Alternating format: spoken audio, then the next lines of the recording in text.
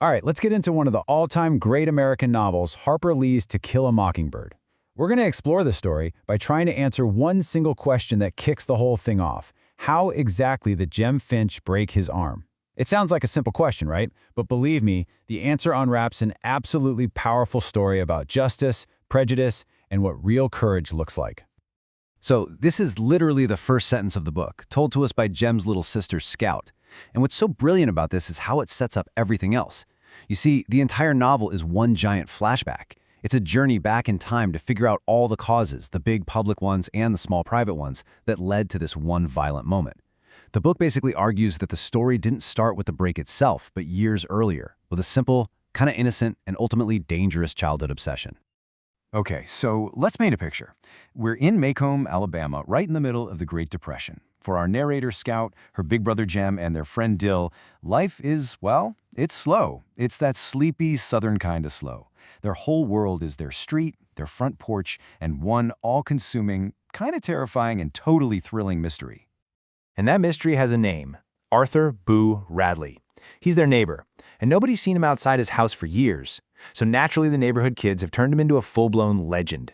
They whisper that he's a malevolent phantom who eats squirrels and peeps in windows. Their entire summer is basically a series of escalating dares and goofy plots, all designed to do one thing: make Boo Radley come out. But this whole childhood ghost story, it's just the tip of the iceberg.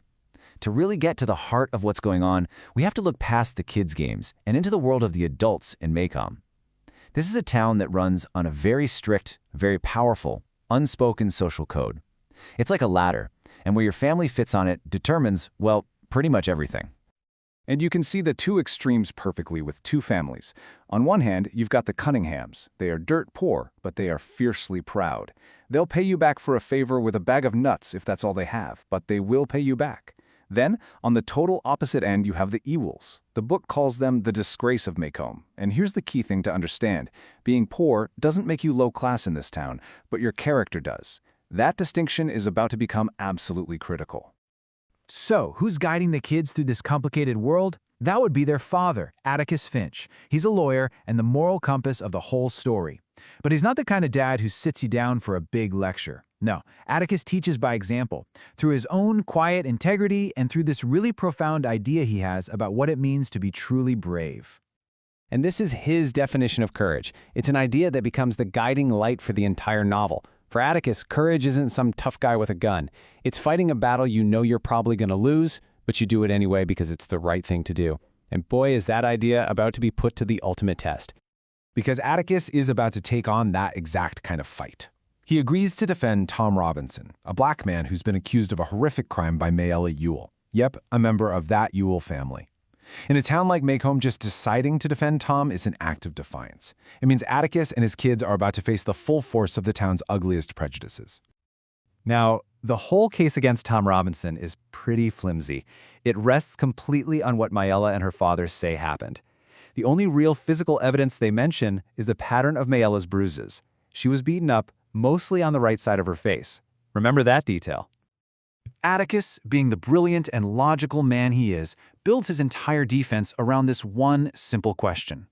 Just think about it for a second. If you're standing in front of someone and you hit them on the right side of their face, which hand did you probably use? Right? You'd lead with your left. A left-handed person would naturally strike the right side of someone's face. And then, in the courtroom, Atticus delivers the 1-2 punch. First, he gets Bob Evell, Mayella's father, to sign his name, proving to everyone that he is left-handed. Then, Atticus asks Tom Robinson to stand up, and the whole courtroom sees that Tom's left arm is mangled and useless from an old farm machinery accident. He physically could not have done what they accused him of. It's impossible.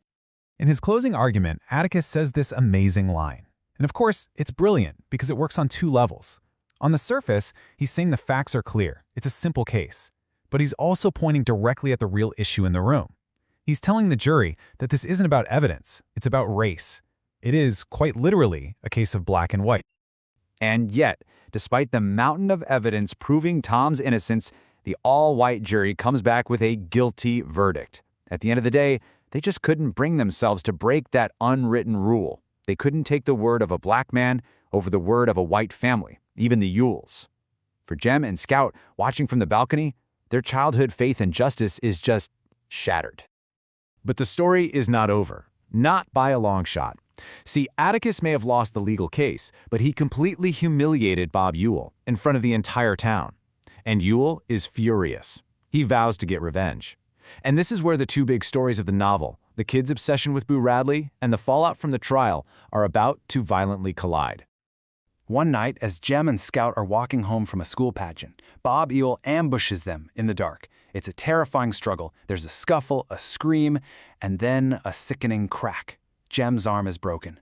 And just like that, we have finally answered the question from the very first page of the book. But wait, there was a fourth person under that tree. A silent, pale man emerges from the darkness and carries the injured Jem home. And as he stands in the light of the Finch's house, Scout finally sees him, the malevolent phantom, the monster from all their childhood games. It's Boo Radley. He had been watching over them this whole time, and when they needed a hero, he came out. After it's all over, Scout walks Boo Radley home. And for just a moment, she stands on his porch and sees the neighborhood from his point of view. And in that instant, it all clicks. Everything her dad had been trying to teach her makes perfect sense. As she thinks to herself later, Atticus was right. You never really understand a person until you climb into their skin and walk around in it. The mystery of Boo and the injustice of the trial were never separate stories. They were both about the same thing: our failure to see the world from someone else's porch.